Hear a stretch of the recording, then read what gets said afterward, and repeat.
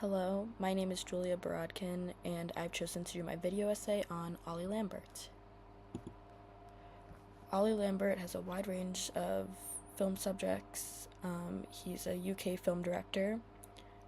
His films often center on, as he says, ordinary people navigating extraordinary situations, bringing an intimate and clear perspective to tough, complex subjects.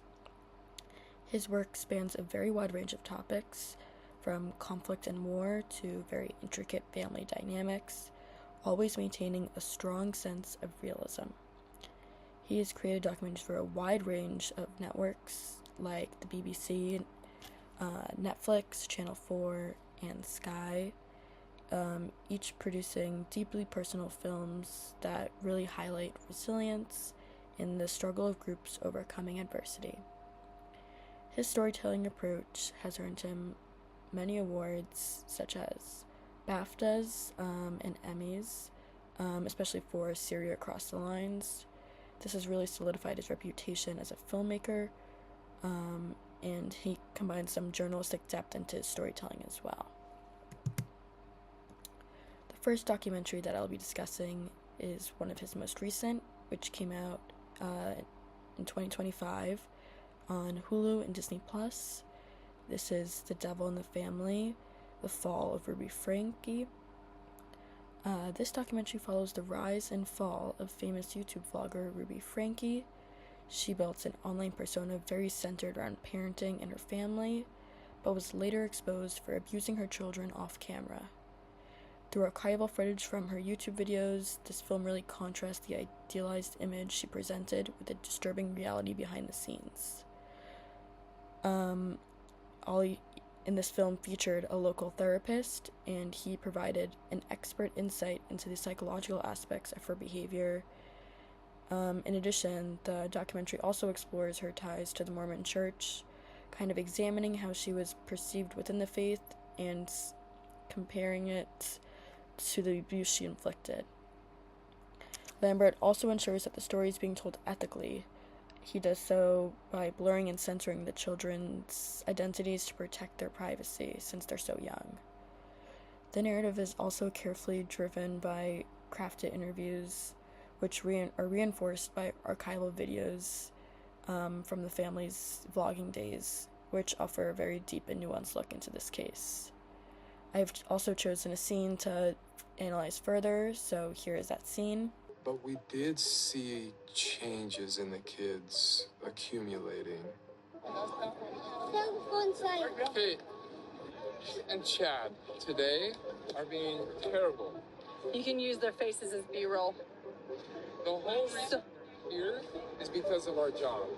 And you guys are acting like this is stupid. The kids started to complain about everything, like, I'm bored. We don't want to film. We're so tired of doing this. There's like no beach. It just like starts water. It really began to concern Ruby a lot.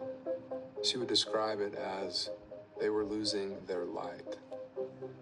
Do you know that this is what we do?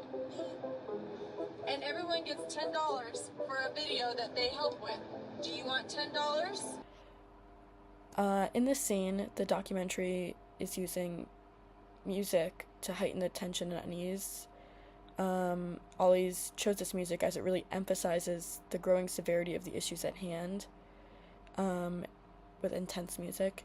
The younger children are also blurred out for ethical reasons, which you can see now, to ensure their privacy is protected.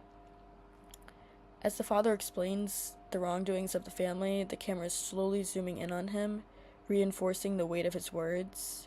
I think the statement, "the kids are losing their light," was especially interesting, as Ollie Lambert also added light to his face, giving a good contrast to the meaning of his words, and suggesting that he gained the attention and profit at the expense of the kids.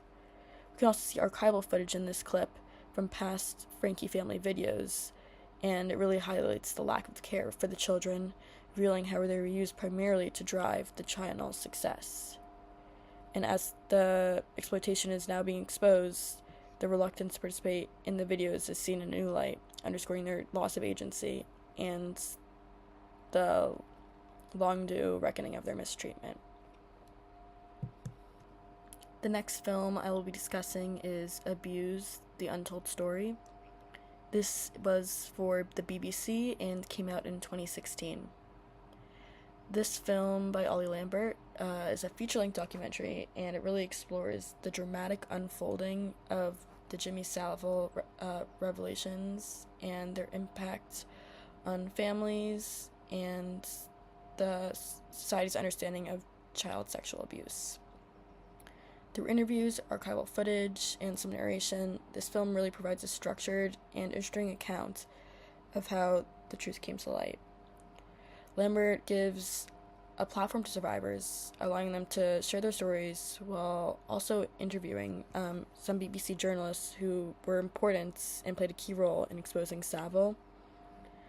There's narration in this film that really guides the interviews and shapes the narrative of the film, and kind of adds sequencing to key moments to show how big the emotional and societal fallout was.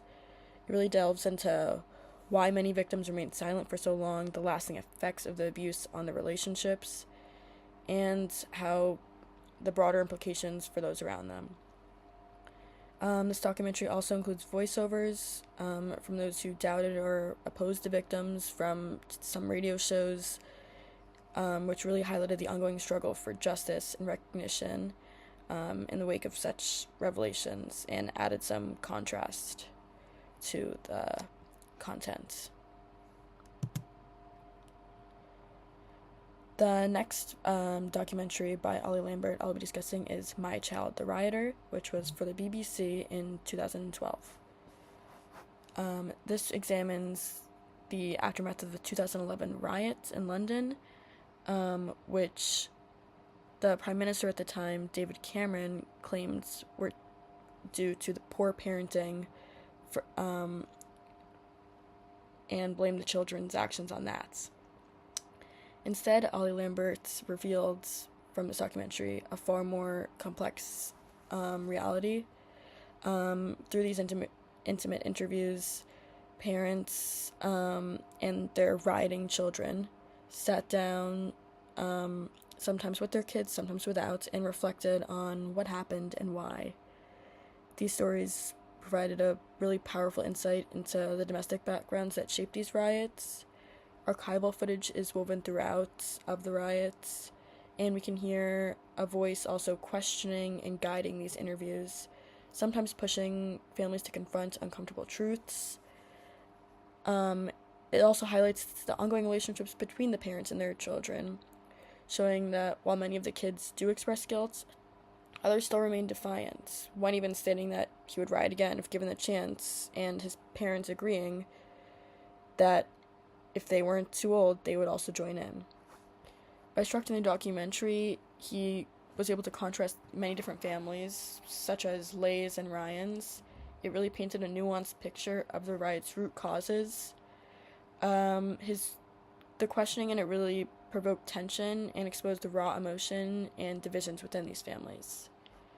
And I also want to examine further a clip from this film, so here is that clip. Giving me the illa beatings to my face and everything. Trust me. This is your birth mother? Yes. Yeah. So do you think you should have been given more discipline? What do you mean by discipline? Describing being beaten. Well, that's not discipline. That's abuse. By discipline, if you look at the word, it means following something. That's why I say if something grabs you and you get it and you're committed to it, that's a discipline. Some might say that something else is called for.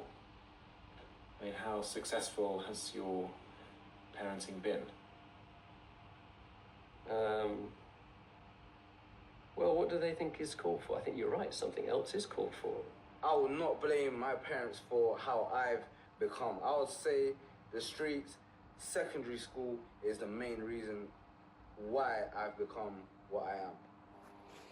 In this clip, the interviews that conducted by Lambert, we see a father and son, Fabiano, and this interview almost resembles a therapy session. While they do engage in conversation with each other, Ollie's intense questioning pushed them to reveal deeper emotions, He also includes very intense close-up shots that emphasize the guilt Fabiano feels, and they capture every subtle expression and motion. Also, there's no sounds. There's just a very low, static-like almost sound that's through the segments, and it gives it a very unfiltered and raw quality, and it really heightens the emotional weight. There are also some slight edits that, particularly toward the ends, when the father explains why he is the way he is, that further emphasize the importance of the content. This interview delves into the emotional root cause of the riots, shifting the blame away from the parents, and instead exploring the broader social factors at play. And it highlights the profound guilt many of the young rioters feel towards their families, that the parents were blamed for it, adding another layer of complexity to their actions. Ollie has some takes on his directing as well. He obviously makes films about ordinary people caught in extraordinary situations, thoughtfully portraying their words with care and an honest intimacy, and often using their stories to shed light on international current affairs. But those first 2 points of like, what's the plot and what's it about, they apply brilliantly to documentary. And the transposition of those is like, I feel that every film that I like, and every film that I've made that I'm proud of, or feel that actually has some function, has at least 2 of those elements clearly thought through. It's the plot and the subject, or what is it about. He's also said that he gets such a thrill out of going out into places that seem chaotic and extraordinary and extreme, maybe incomprehensible to some extent, sort of trying to make some sense of them in a way, and packaging them so that someone who I've never met could see it, and they have some sense of what that was like, or what that person is, or what that remote distant experience could be like, and creating a really therapeutic space for his subjects. On the critics' take of Lambert, for some of his projects, here's a review.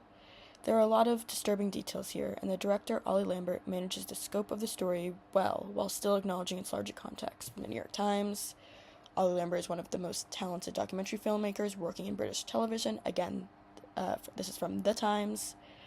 The best TV journalism on the riots so far. My Child the Rioter makes you think so hard about the well-covered subjects that you changed your mind several times, even while watching. Again, from The Times. Another quote is, there are a lot of disturbing details here, and the director, Ollie Lambert, manages the scope of the story well, while still acknowledging its larger content. As much as Devil is a story about control, faith, and abuse, it is also a story about YouTube fame and performance. So he's very critically acclaimed and renowned for his talented filmmaking that overall is able to tell a story truthfully, and also treating his subjects really well and giving them the platform they need to share their story. Lastly, I believe that Ollie Lambert's filmmaking, more in his style, it relies on some limited narration. He really allows the events and conversations to unfold naturally rather than mostly relying on a lot of voiceovers. This approach makes his work feel very authentic and really draws the viewers into the raw emotions of his subjects.